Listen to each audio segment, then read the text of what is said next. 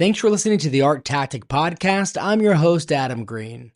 This week we're focusing on Jean-Michel Basquiat, one of the most important artists of the 20th century and also one of the highest selling artists in today's art market. I wanted to do this episode because as we think about artists' careers and market trajectories, whether you're an artist navigating your own path or a collector following the artists you support, I think it's important to remember that nothing rises in a straight line. Careers and markets, they often move in cycles. They can be unpredictable, with ups and downs along the way. Looking back at an artist's journey, I think can be a valuable reminder of that reality. And Basquiat is one of the clearest examples.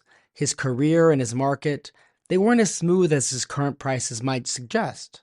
And that makes his story especially relevant now. So to dive into this, in this week's episode, we chat with Doug Woodham, author of the brand new book, Jean-Michel Basquiat, The Making of an Icon. The book's out October 14th, but it's available now for pre-order on Amazon or wherever you get your books. Doug's also the managing partner of Art Fiduciary Advisors and formerly served as president of the Americas at Christie's. In our conversation, we discuss Basquiat's life, his market ups and downs, and how his legacy continues to be reframed today. Hope you enjoy the conversation. Thanks so much for listening.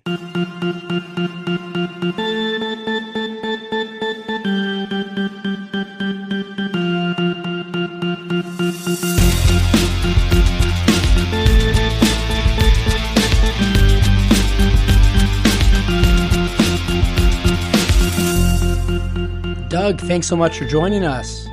Thank you, Adam, for having me. Looking forward to having a conversation with you about my new book. Absolutely, and congrats again on the book. It comes out October 14th, but you can pre-order now on Amazon or other websites where you get books. And you were kind enough to share an advanced copy, which I really enjoyed reading and definitely recommend to our listeners. So I'm excited to explore some of the different topics and themes that you discuss in the book. But before we even get into that, tell me, why did you decide to write this book about Basquiat?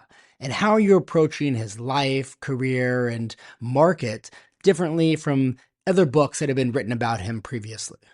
I wanted to take on the challenge of writing the first major biography of Basquiat in over 25 years. And I wanted to do it, though, with an important twist.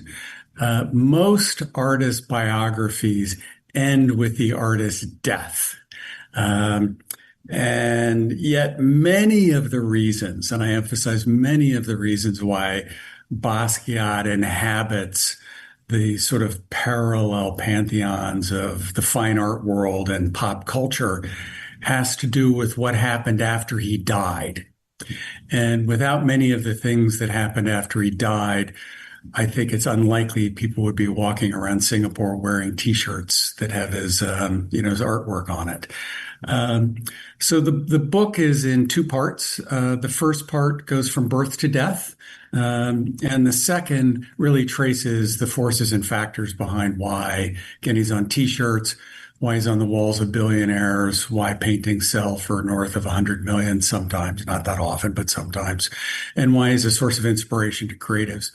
So the way I went about doing this, I interviewed over 100 people, both those who knew him during his lifetime, those who played important roles posthumously. I mined all archival information I could get my hands on, from school records to the Andy Warhol photo archives. I was able to get all manner of legal documents associated with his estate and his parents' estates, because they all had disputes with the IRS. So there was a treasure trove of information, both from the interviews, from the archival materials.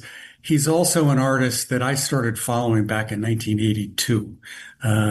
So I'm very familiar with his artwork and to some extent his personal narrative. And from my time at Christie's, I understood lots of the inner workings of the art world.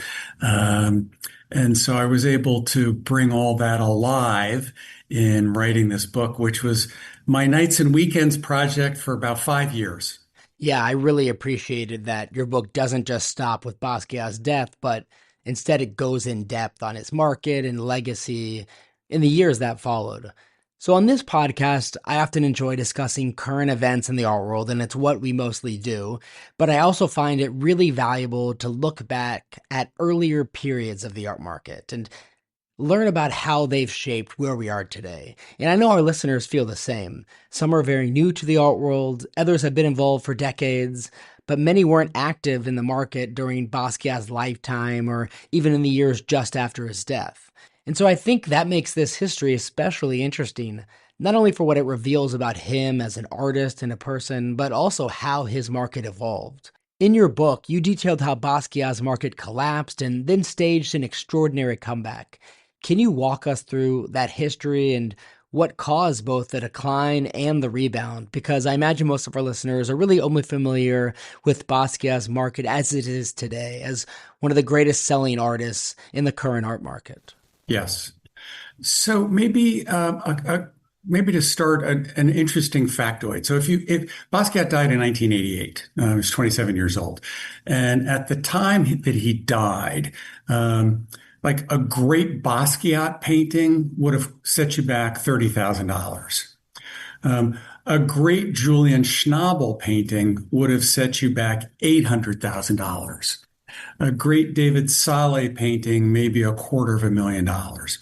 So Basquiat was well known and he was widely collected, but his prices were not in the stratosphere. I mean, he was expensive relative to other young artists who were active. But I think it's just important for people today who just, Basquiat's always been in the pantheon, to realize that when he died, he was one of many neo-expressionist artists working away, and he was by no means the most expensive. After he died, there was about an 18-month period where his prices did jump dramatically. It was sort of the death effect, if you will. There were lots of, there was speculative capital that came in and said, let me buy some Basquiat, because there's no more is going to be created. So there was a burst of interest and a burst in activity, and his prices did jump. What, though, I think many people don't recognize is that in the early 1990s, the art market fell apart. And fell apart in a really sharp and dramatic way, much more dramatic than what's been happening over the past 2-3 years in the art market today. And, to give an example, in 1991, art sales across all categories plummeted by 65% relative to 1990. I mean, that's a dramatic drop.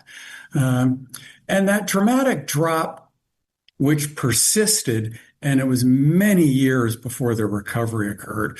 That drop was driven by a couple of things. One was the U.S. entered a recession, and the U.S. buyer base was the predominant buyer base for art globally at that time.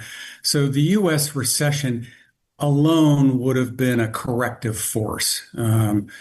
But what was also happening is that there was a dramatic popping of a stock market and property price bubble, two bubbles in Japan at the time. And Japanese buyers over the course of certainly the second half of the 1980s were borrowing aggressively against their inflated domestic assets. And many of them were hoovering up art, particularly impressionist art, but also a lot of contemporary art. A lot of impressionist and modern and contemporary art was being bought by Japanese buyers and popped into storage. That changed dramatically when the Japanese stock market plummeted, property prices plummeted, and the Japanese just almost overnight completely exited the market. So collectors who had entered the market in the 1980s thinking art's this sexy new asset class, and I want to buy Schnabel and Basquiat and others, and God, these prices are going up. This is a great alternative asset. got smacked in the face dramatically because the value of their collections plummeted. And many of the works they owned became unsaleable. So many collectors, particularly those who were sort of newbies that entered in the 1980s, exited the market, actually never to return. And so in that sort of dire period, which lasted for quite some period of time, I mean, and I detail this in the book, and this history is actually utterly fascinating, particularly given what's happening in the art market today. I mean, Basquiat prices plummeted like, they were trading at 20% relative to their pre-crash prices. I mean, that's a dramatic decline. And I think as many people on this who listen to your podcast probably have an appreciation for, when artists fall out of favor, they rarely return to their previous levels of interest or significance. And I use the phrase, you sort of can't unburn the toast.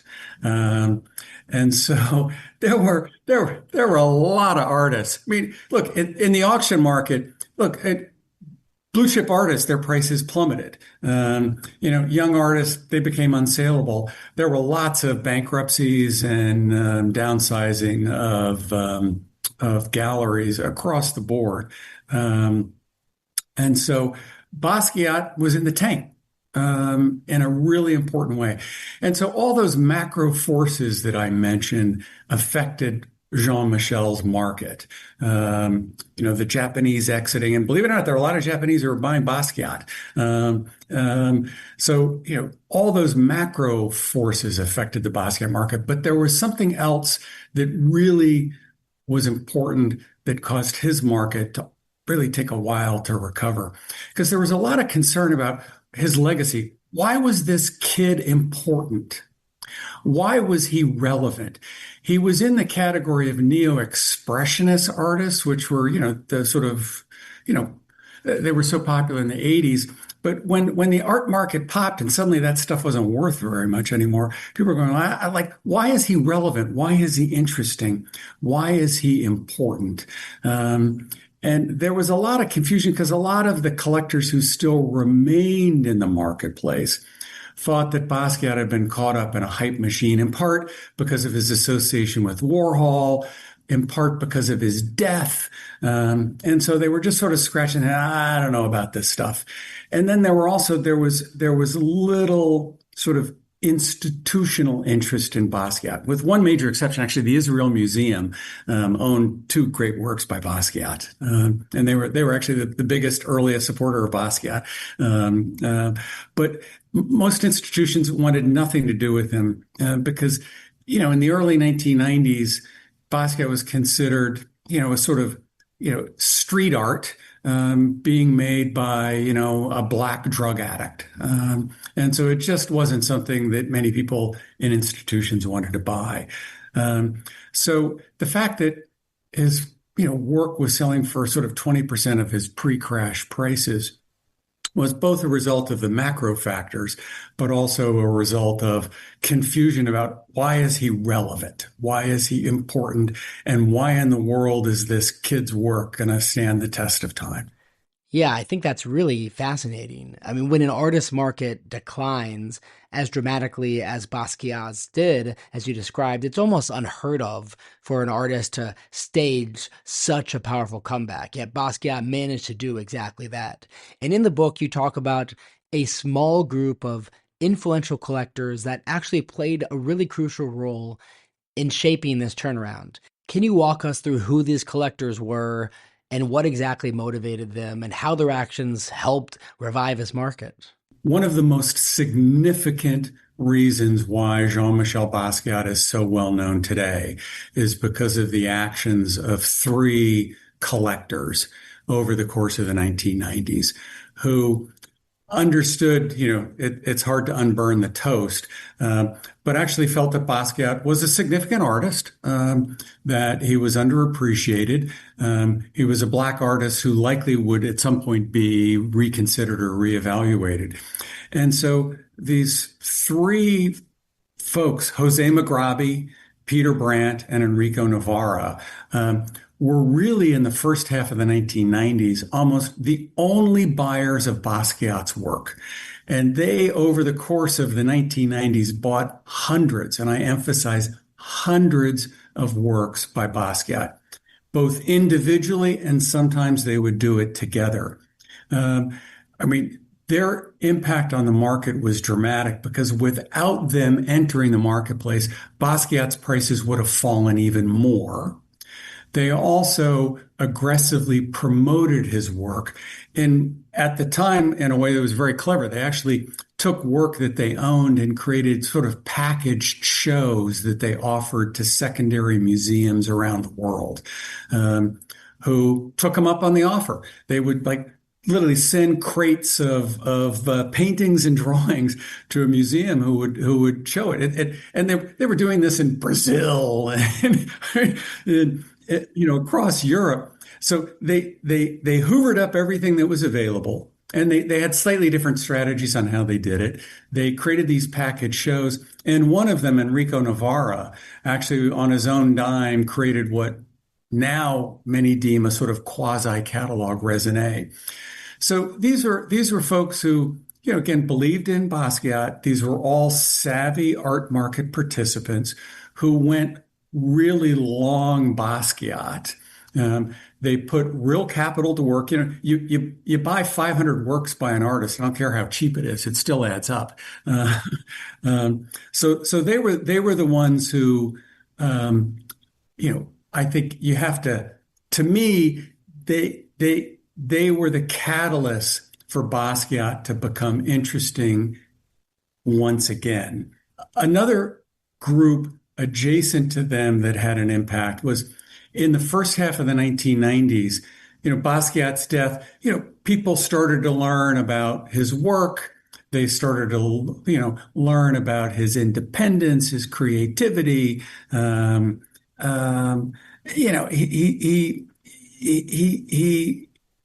He became of great interest to boundary sort of challenging creatives, particularly rock stars.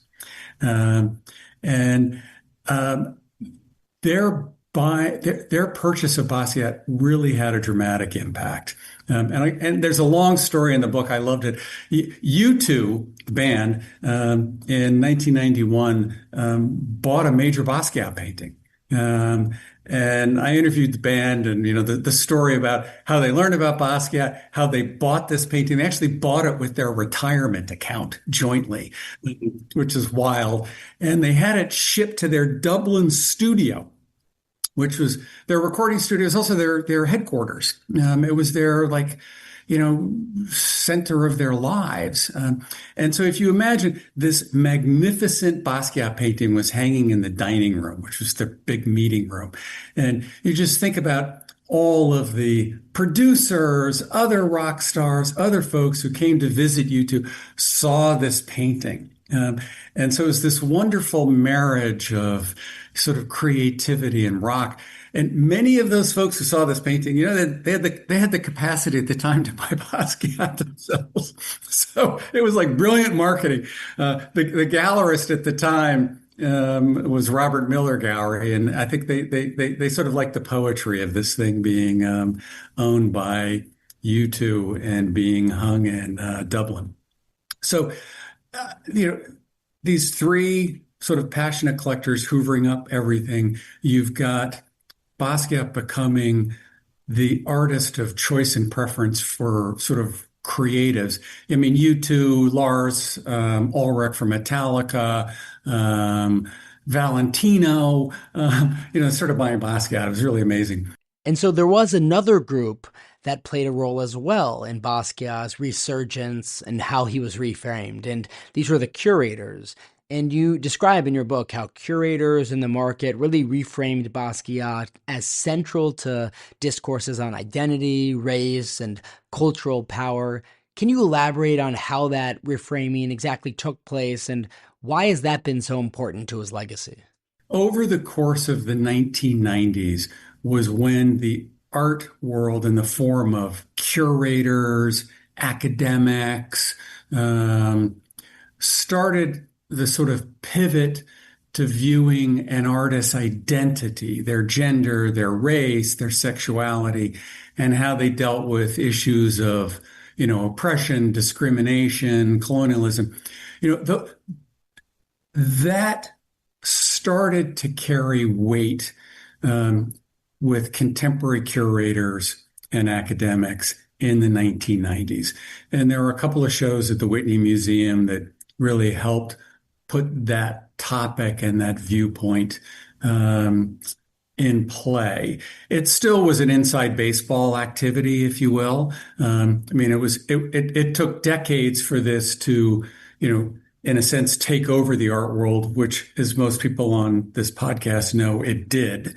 But what made that so important for Basquiat's market was it provided a new intellectual framework around which to look at his work. He was no longer a neo-expressionist artist that you compared with Julian Schnabel. He was an artist who was expressing his identity in his work. He was dealing with a variety of topics, including racism and colonialism. And so he became almost the avatar.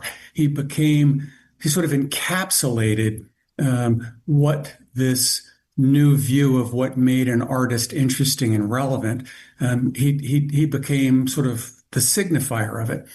Another thing about him that was so interesting and important was that a lot of the artists who were pursuing those themes of identity in the 1990s were creating work that maybe was intellectually interesting, but had little visual impact. I mean, there's like, my God, it was like dour photographs. It was installation work. It was nothing that you could really hang in a home. You needed to have wall labels or an essay to understand, why is this stuff relevant? Basquiat was still a traditional artist. Bold, colorful paintings that would sort of pop off the walls. And you didn't necessarily need to have a wall label to go, man, that's pretty cool. If you wanted to dig and learn and think about his identity and how he was expressing it, you could do that.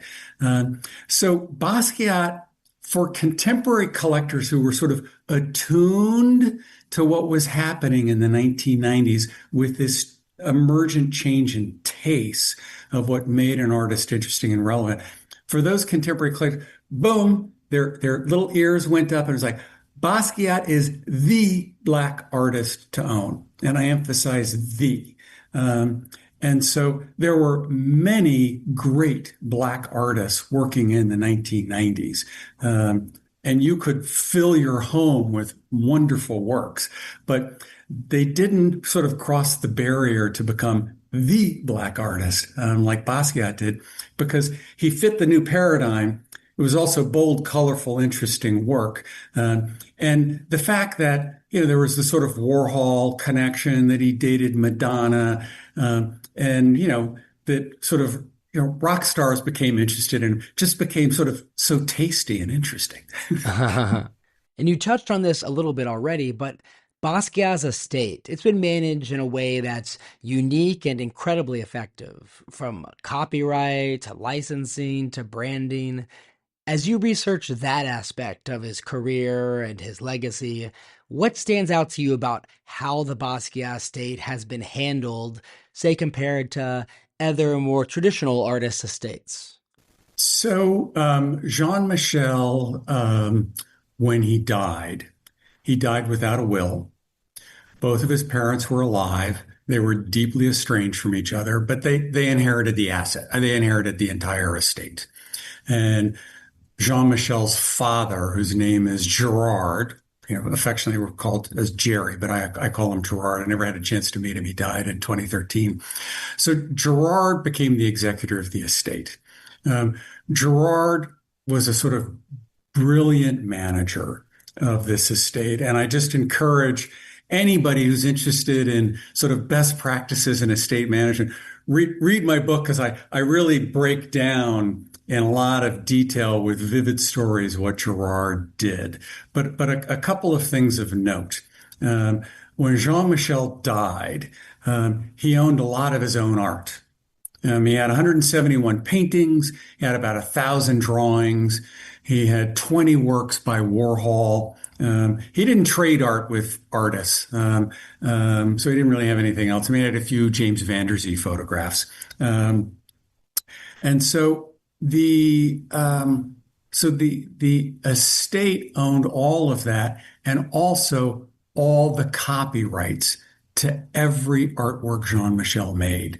And just as a quick sidebar for listeners who may not be familiar with this, if artists own copyrights to their artwork, even artwork that's been sold. And you need the artist's permission to use that image in a catalog. You need that artist's permission. If you're going to create a poster, you're going to put it on a mug. So Gerard, who was trained as an accountant, he was Haitian born, but moved to the United States when he was 20 years old, upwardly mobile, came from an affluent family in Haiti. He was like, the American dream. He's like, he owned real estate. Like Gerard was a savvy financial guy. Went to get his, college degree in accounting at night. So he managed the estate. And so he had to deal with lots of messes with Jean-Michel's estate initially. And because he was an accountant and because he was familiar with how the legal system worked, he was able to get all that stuff done. And what I mean by that is, Jean-Michel never paid any income taxes in his life. And so the dad had to reconstruct Jean-Michel's P&L, if you will, because he had to pay back taxes. There was going to be a whopping estate tax bill. He had to figure out what assets to sell. There were a bunch of lawsuits of dubious nature that were filed against the estate where, a girlfriend and a, gallerist said, Jean-Michel told me that I owned half of this stuff or I could sell all of it. So Gerard spent 5 years cleaning up this mess. And he actually left his job as an accountant because it just became consuming. He's to be credited for that because he was structured, he was disciplined, he was determined, and the accounting and the business background, and I'm sort of understanding the legal system, essential ingredients. He had for a period of time a gallery who he worked with and he represented, but after like 5-6 years of learning the art world and art, he actually left that gallery, left the Robert Miller Gallery, and decided to represent his son himself. And his view was, if I want to consign something to an auction house, I'll do that. If somebody wants to do an exhibition or a catalog, they can come to me and I can suss out whether I want to support it or not. I own the copyrights. They're not going to be able to do anything if they don't, come and kiss my ring. And he also knew that people like Jose Magrabi, Peter Brandt, and Enrico Navarra were buying up every available Basquiat. So I think he was financially savvy. He said, this is stuff to own for the long haul. It was remarkably effective. And then, later on started using copyrights as a way to create incremental revenue streams for the estate that enabled him to continue to own as many of the artworks that he had inherited on his son's death, so that he could get the lift. I mean, the end result of all of that is, look, Gerard died in 2013. Jean-Michel's two sisters now own what's left of the estate, which is really quite substantial because they've used, royalties and things like that from copyrights to pay insurance premiums, et cetera. The value of what the sisters own is, it's worth about $750 million. So Gerard was sort of acutely aware of market dynamics, and has created dynastic wealth for his family. Yeah, it's really remarkable just how effective the estate has been. And so one area we haven't touched on yet are the auction houses and really how they fit into Basquiat's incredible market. Especially given your experience at Christie's, how do you view their role in shaping Basquiat's market over the last 3 decades? What impact have they had on how his work is positioned and valued today? So auction houses, I guess it's important to recognize that auction houses reflect taste. They actually don't do that much to determine taste. And people get confused about that. They think, the auction market sort of create whole new markets for artists out of thin air, that they're tastemakers. They really reflect taste. There's one important exception, though, particularly with Basquiat. When big prices occur at auction, they get lots of attention. And the art market is one of those weird markets that has what I'm trained as an economist. I have a PhD in economics. It has a sort of upward sloping demand curve. Demand curves generally are downward sloping. The cheaper something is, the more you consume. In the art market, oftentimes when something jumps in price, oh my God, this thing broke the $1 million barrier. People go, oh, I got to get me some of that, or I should go look at that artist. So Basquiat has had at least 3 points in time where big prices at auction caused people to go, gotta get me some of that, and created incremental demand for his work. One was actually a sale in 1998 that I talk about in the book, when Basquiat first broke the $1 million barrier. And it ended up being almost front page news in the New York Times. And there's a fascinating story about how the underbidder was actually a fake bidder, and they had to reset the price afterwards. I mean, it's both hilarious and fascinating because they had to reset the price based upon what the next underbidder was willing to pay, which was actually Lars Ulrich from Metallica. Then Jolo, the sort of notorious Malaysian fraudster, he in I think it was 2013. He stole a bunch of money, and Basquiat was his favorite artist. And his willingness to buy Basquiat without price point barriers caused another surge in Basquiat prices. And then, of course, the Sotheby's sale in 2017, which broke the $100 million barrier. And that sale is really what I think for many people around the planet who now know about Basquiat, push Basquiat into the sort of pop culture pantheon, because he just, like, many people just still didn't know who he was. It's like, oh my God, who's this guy who's now has paintings that are trading at the same level as Picasso and Modigliani? The number of Google searches for Basquiat soared. The interest in his work soared. Museum shows started to have lines out the door. So auction houses, I don't think they didn't create the Basquiat market. They sort of reflected the Basquiat market, but with a really important point that because there were these big jump effects in Basquiat prices that the New York Times, Art News, like everybody had to write about, and became social media fodder, really helped push Basquiat into the pantheon because people love expensive art. And if it's really expensive, they think it's important. I think in Basquiat's case, it's both expensive and it's important. Yeah, it really does serve as a form of validation. So before we let you go, I'm curious, now that you've written this book, you've obviously researched it in great depth. What do you think is maybe the most misunderstood aspect of Basquiat, either about his life, his art, or his market, that you hope this book helps to clarify? So there are two things, both related to his life as a child. I was very fortunate to be able to interview family members who had never been interviewed before about Jean-Michel, to really learn about his childhood, his adolescence, profoundly important. The first chapter, actually, the first half of the book is filled with a lot of insights. But two things emerged from this. One was Basquiat was an intellectually gifted child. He was not an artistically gifted child. He was an intellectually gifted child. And what I mean by that is, when he was in first grade, he was reading articles in the New York Times. This was a kid, he was part of the 1%er, if you will, on intellect. Wickedly smart. And I spent a lot of time interviewing gifted kid scholars who've written about gifted kids. And Basquiat manifested all of those behaviors where he would absorb vast quantities of information and retain it. He would find patterns in that information well beyond what you would expect a 7-year-old. he had sort of he pursued lots of interests passionately.